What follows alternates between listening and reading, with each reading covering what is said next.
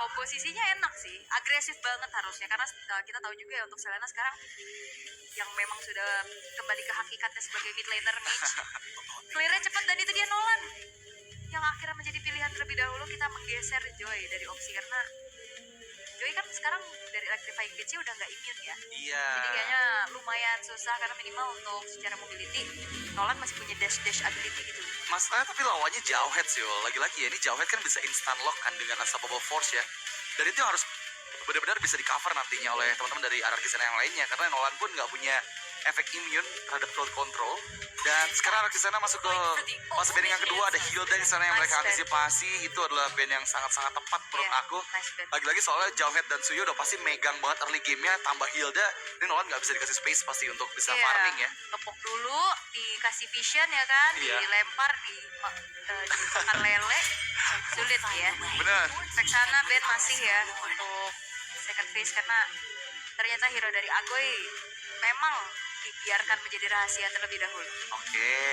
Ini kalau udah muncul Saira, sebenarnya Loi mahal nggak sih untuk diambil atau malah justru bahaya karena ya udah bisa dibuka nanti vision dengan abyssal trap-nya. Ya. Tapi aku ngeliat biasanya kalau Selena di roam gatot ya.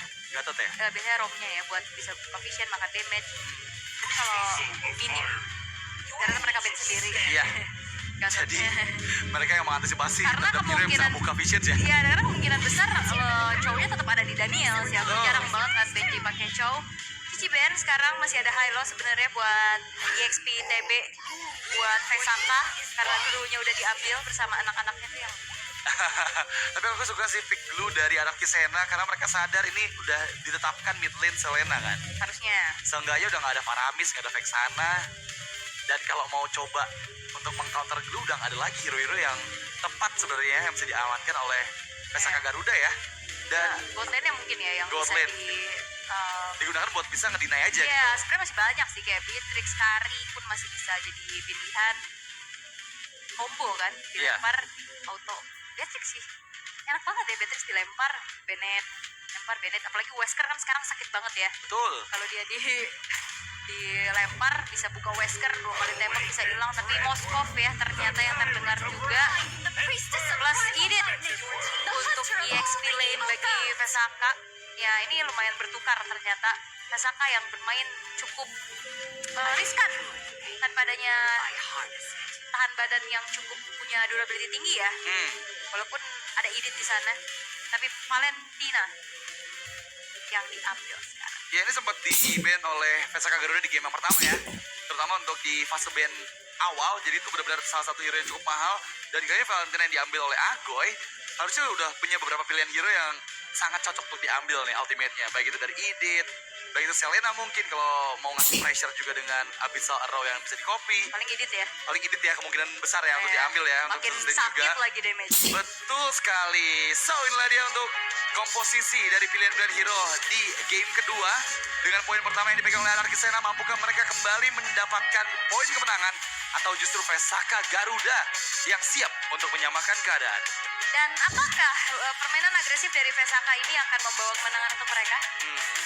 Karena ngeliat dari segi draft yang dibawakan harusnya RRQ punya antisipasi lebih lagi juga. Ini bakal menjadi game yang keras tentunya untuk di game yang kedua, di match kedua di hari ini. Wow, inilah dia match yang kita nantikan pastinya karena siapapun tim yang menang akan lanjut ke pool 1-0.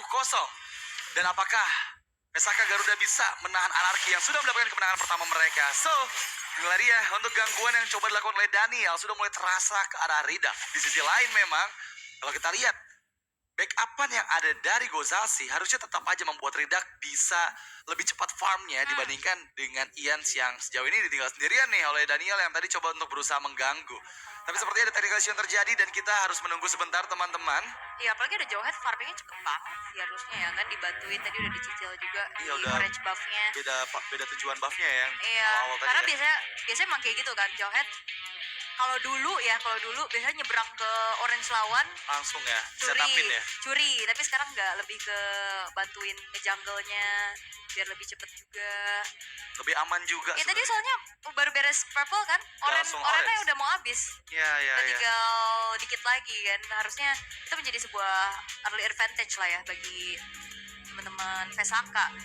Dan upaya gangguan dari Daniel juga masih belum nge-delay waktu untuk bagaimana farming speed yang bisa dimanfaatkan antara combo Suyo dan Johan. Iya, dan tadi aku belum sempat lihat sih untuk retributions dari Ridak ini udah terpakai apa belum. Karena lagi-lagi tadi juga Daniel masih coba untuk memantau ya di area orange buff milik Ridak. Dan itu yang harus benar-benar diperhatikan juga, jangan sampai ada gangguan yang cukup beresiko untuk kehilangan orange buff-nya. Dan ya tadi kita lihat mungkin dari awal game sebelum menit pertama lewat bahkan udah ada banyak banget pergerakan dari kedua belah tim. Bahkan kali ini lihat ada 3 player memang ditujukan dari Vesaka Garuda untuk mengganggu Chico yang mungkin tadi di game sebelumnya cukup free nih ya untuk mendapatkan semua farm yang dia butuhkan. Karena lagi-lagi ya targetnya sekarang udah mulai bergeser, udah ngasih sedikit pressure-nya juga. Ada sedikit keramaian memang di area Gold Lane, cuman nggak masalah. Tapi ya masih dengan Impuress ternyata untuk Chico, karena biasanya kita ngelihat ini udah mulai transisi ya ke Killing Spree. Udah beberapa ya? Iya, ini masih dengan Trill dan juga Festival of Blood, membuat ada sustain ability yang dimiliki juga oleh Chico di laning. Sementara dengan kombinasi yang diharapkan di early game, ini dia. Wow, memang Agoy. ada inisiasi yang coba dilakukan, tapi lihat gimana Agoy dengan relaxnya dia menghindari pick off dari 3 orang Vesaka Garuda. Wah, ini udah selain memang full hero yang power ya buat Agoy, Mental juga. mental plus juga ini hero yang enak gitu loh. Dia punya self defense mechanism gitu dengan Shadow Strike ya kan. Dia bisa double dash, bisa kabur juga, refleks yang bagus juga. Sehingga kali ini early advantage yang harusnya bisa kita lihat dari Vesaka ini belum kelihatan. Berarti kita belum melihat adanya Abyssal Arrow yang dikombo dengan Ejector. Betul, tapi turtle pertama sepertinya bisa diambil oleh Ians. Dan sekarang bakal ada flicker dibuka, memang mengirimkan ejector, tapi kombinasi crowd control coba dilakukan membuat Gozalsi dalam ancaman. Dan Gozalsi sepertinya gak bisa pulang, dicabut nyawanya dan first blood untuk Agoy. Ditunggangi oleh Benji dan RRQ Sena. Mereka nggak terlalu terlihat ingin mengontes, tapi ternyata Ian diam-diam berhasil untuk secure ke arah turtle-nya. Wah. Karena ini Ridak kayaknya nggak siap sih. Karena secara hero-nya ya, Betul. ini Ridak dengan Suyo enak banget buat kontrol objektif. Tapi ada player komen dulu dari Barzi. Ya. Buat RRQ Chico, pokoknya kalau ketemu gue jangan harap lo bisa main, kalau bisa aman karena lo udah ninjain. Ini kenapa personal gini, Barzi? Emang iya. Kenapa emangnya memuai Barzi sama Chico, Barzi? Tapi ya, back to the game. Kali ini keuntungan sudah dipegang oleh Anarki Sena. Berbanding terbalik dengan beberapa menit sebelumnya di mana mereka agak sedikit tertekan ya. Tapi ini jujur, dengan 3 menit berjalan tanpa ada pick off yang didapatkan oleh Vesaka Garuda, mereka mulai fall off loh powernya sedikit demi sedikit. Aku tahu kenapa kayaknya ada ninja perninjaan ini. Ada apa, Ul? Ya TTA. Oh, iya, Oke, TTA. tapi untuk Anarki Sena, mereka unggul lumayan banyak loh di 3 menit pertama. Poin kill memang tidak terlalu bertumpahan ya. Iya. Tapi selalu nih objektifnya dan sekarang rotasi. Wow, the way of dragon yang kembali dibuka dan fracture yang tepat berhasil menumbangkan Pendragon hingga trigger flickernya. Bahkan udah flicker, ejector. Ejector flicker yang dikeluarkan memang tujuannya karena Agoy, dan Agoy menghilang di tempat. Tapi itulah dia yang memang dinantikan dari Vesaka Garuda, karena mereka membawa hero-hero yang early game pick off-nya bisa berjalan, tapi setup dilakukan oleh Anarki Sena. Adanya Ian di bagian belakang mencari titik terang untuk bisa menuju ke arah Barzi yang ternyata masih belum bisa dilakukan. Nah, ini masalahnya pick off-nya udah mulai berjalan nih dari Vesaka, dan itu informasi tidak adanya flicker dari Agoy tidak membuat dirinya selamat. Kita kira ada poin kill pertama juga untuk Vesaka, tapi Turtle yang kedua sekarang sudah muncul dan berbondong-bondong rame. Lagi-lagi the way of dragon yang dibuka. Memang Benji targeting ke arah yang tepat. Gozalsi down, dan kali ini Pendragon juga menghilang di tempat. Dan lagi-lagi ya, ini kopian dari Primal Rod itu yang benar-benar Best. merepotkan banget sih. Iya, best option kan? Iya. Pasti udah Primal Rod sih, damage-nya akan jauh lebih sakit. Dan tadi kita ngeliat ada Spear of Destruction yang numpang lewat juga, belum bisa membuat dari Hazardnya membantu ke area team fight. Sementara gangguan dari Benji, wah ini lagi-lagi ngebuat dari Ridaknya tidak bisa mengontes ke area dari Turtle, sehingga Turtle yang kedua dikantongi kembali oleh Anarki Sena di tangan Ian. Ya, ini cukup berbahaya karena lagi-lagi early game conditions untuk Vesaka Garuda nggak berjalan. Sementara Anarki Sena yang justru malah mendapatkan banyak sekali keuntungan. Kalau kita lihat memang untuk masalah late game nanti ada Hazard di sana yang bisa diandalkan. Tapi seaman apa Hazard nih dari jangkauan member-member Anarki Sena. Daniel maju seorang diri dan tertajam Spiral Miser dan Daniel pun down. Memang menghilang di tempat dengan 3 member dari Vesaka Garuda, tapi mid lane dari Vesaka Garuda yang dituju oleh Anarki Sena. Iya, oh di flicker. Oke, Garote yang memang berhasil dihindari dengan satu peran kembali dibuka oleh Agoy. Dan Agoy kiting di waktu yang tepat malah membuat Pendragon hilang. Backupan pun datang tapi gak ada yang bisa dilakukan oleh Vesaka Garuda. Justru kali ini Ians membuat momentum dan sekarang Ridak yang down ditarik terlalu jauh. Mencoba untuk flicker dan double untuk Chico. What a mechanic dari Agoy juga. Tadi dia langsung berubah mode dan sekarang Barzi. Wah, itu coba ditangkap dengan kembali Abyssal Arrow yang memang connect ya. Tapi belum ada hasilnya dari semua inisiasi yang dilakukan. Bahkan The Way of Dragon Daniel menghilangkan player ketiga di area tengah, membuat space untuk outer mid turret dihancurkan. Wah, ini nyaman banget sih, kelihatan banget bagaimana power hero ya dari Iya. masing-masing playernya juga. Daniel yang bisa memberikan inisiasi dari belakang, dan Benji tadi juga bertugas dengan cukup baik sehingga ada sedikit keraguan dari Barzi walaupun tadi Abyssal Arrow-nya connect ya menuju Iya. ke arah Chico. Tapi kali ini Gozalsi nggak kayak expose Ians dalam ancaman dan Ians? langsung Iya. masih bisa menghindar dengan Goats ya. Nggak terlalu lama ternyata dengan flicker yang terpaksa di-trigger oleh Pendragon tadi. Tapi itu beli waktu dan juga beli banyak banget spell yang mahal dari Vesaka. Iya, tadi udah coba untuk dikejar juga, at least bisa dapetin Ian ya karena pointed pertamanya juga. Sementara ada pemanfaatan waktu yang digunakan oleh Chico di arah top lane untuk bisa menyicil. Dan bahkan, hampir hancur tapi masih bisa dipertahankan juga oleh Hazard yang langsung rotate ke arah top untuk bisa melakukan power clear up. Ini lagi-lagi sih Daniel targeting ke area yang tepat dan membuat Rida kali ini hilangkan nyawanya oleh Chico dengan damage output yang sudah sangat besar. 40 stack dari Sky Piercer-nya yang akan membantu Lethality mudah aktif, bahkan Perfect Turtle untuk Anarki Sena. Yes, ini tanpa adanya gangguan sama sekali. Perfect Turtle bisa didapatkan oleh Anarki Sena. Sementara best thing yang bisa dilakukan oleh Vesaka adalah mengirimkan Hazard untuk bisa split push, mainin lane jauh, tapi recall-nya Enggak ya. Agak sedikit nabrak tadi Ghost-nya sedikit aja tapi ya, meskipun itu membeli waktu untuk bisa recall di waktu yang tepat untuk Hazard.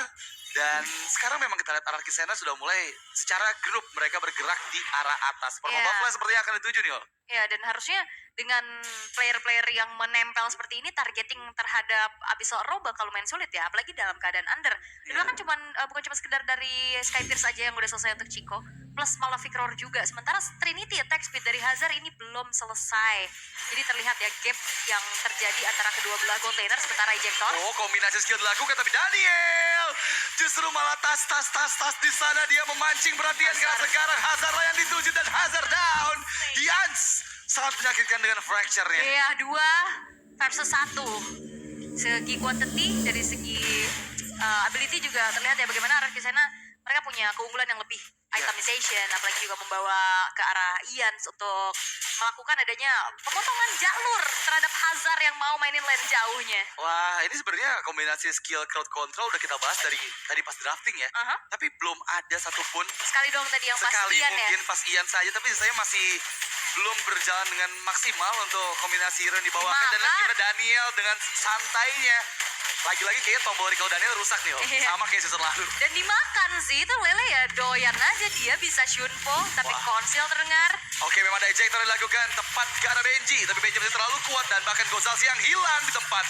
Mencoba untuk mencari target kedua, memang lihat gimana Pendragon kehilangan cukup banyak HP dan dia dipaksa untuk mundur dengan gak bisa memberikan balasan ke arah Anarki Sena. Sekarang sudah mulai dipegang dari penuh oleh mereka. Alright, dan bahkan Inarino turret sekarang sudah mulai dihancurkan juga tanpa adanya penjagaan yang bisa dilakukan oleh Vesaka.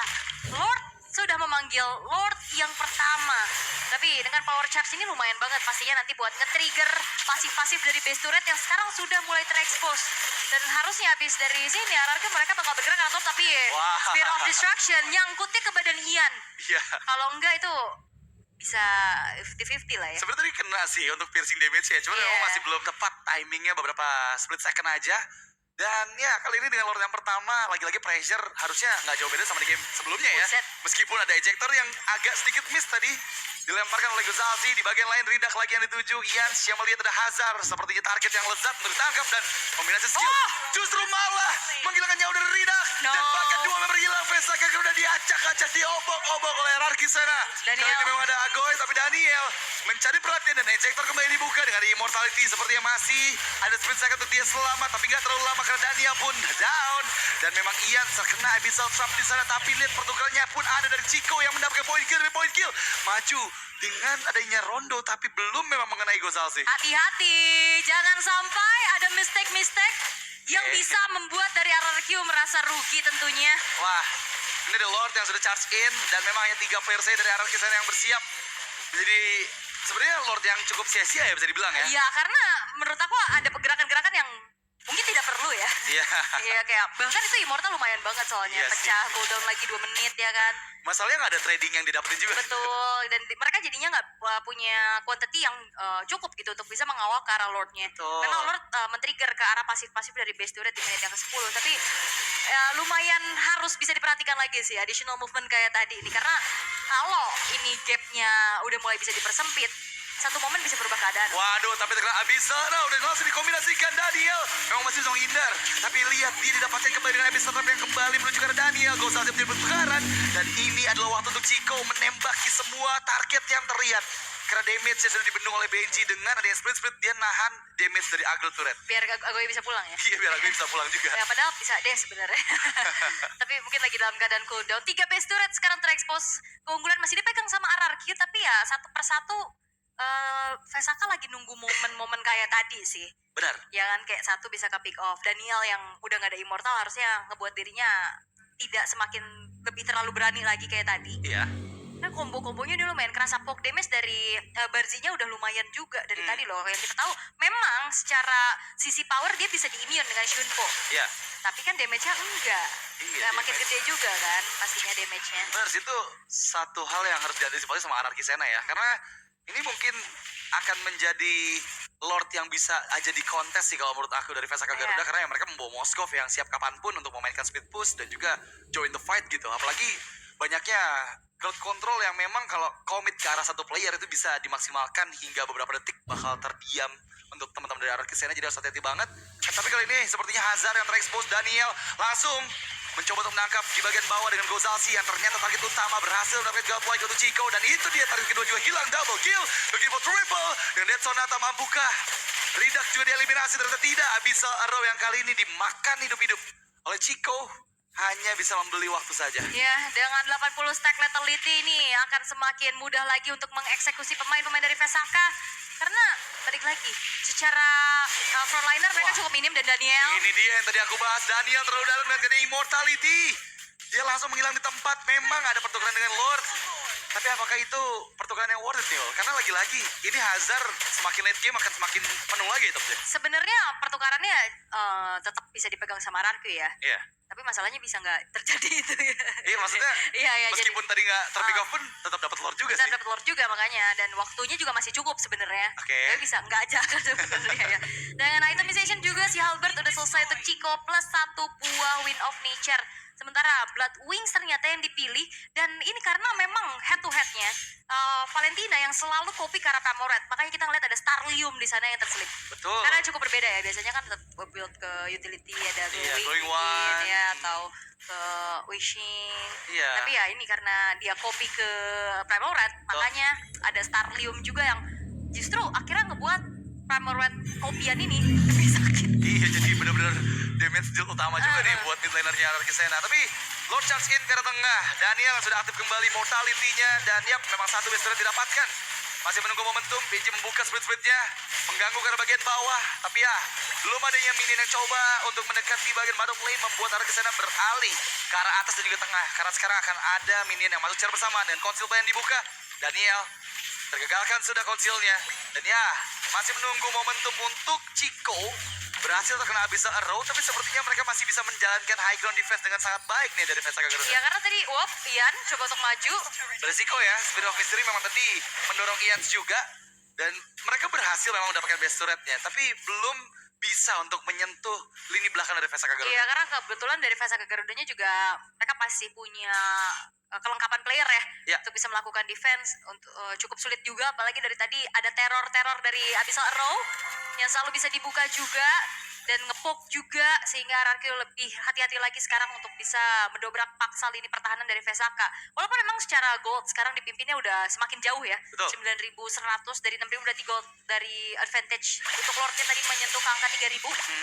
Which is itu makin jauh lagi dan tidak akan menghentikan. Wah, the way of dragon yang konek kena Rinak. Dan follow back itu cepat dari anarki sana dan seperti Rinak pun berhasil dieksekusi. Pendragon hilang.